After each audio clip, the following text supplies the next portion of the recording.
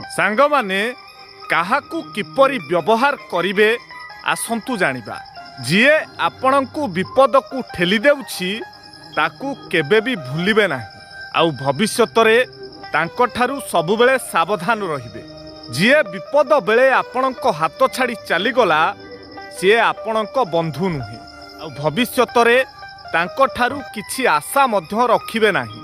ଯିଏ ବିପଦ ବେଳେ ଆପଣଙ୍କର ପାଖରେ ରହି ଆପଣଙ୍କ ମନୋବଳ ଦୃଢ଼ କଲା ସିଏ ହିଁ ଆପଣଙ୍କର ପ୍ରକୃତ ବନ୍ଧୁ ଏବଂ ତାଙ୍କଠାରୁ କେବେ ବି ଦୂରେଇ ଯିବେ ନାହିଁ।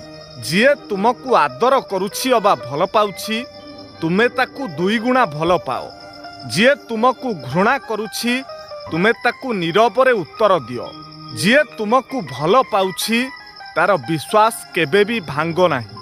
ଯିଏ ମିଛ କହୁଛି ସର୍ବଦା ତାଠାରୁ ଦୂରତା ବଜାଇ ରଖ ଆଉ ଯିଏ ତୁମକୁ ସାହାଯ୍ୟ ମାଗୁଛି ତାକୁ ଯଥା ସମ୍ଭବ ମଣିଷପଣିଆ ଦେଖାଅ ଅବା ସାହାଯ୍ୟ କରିବା ପାଇଁ ଚେଷ୍ଟା କର। କ'ଣ ଠିକ୍ ତ? କଥା ମୋର, ବିଚାର ଆପଣମାନଙ୍କର।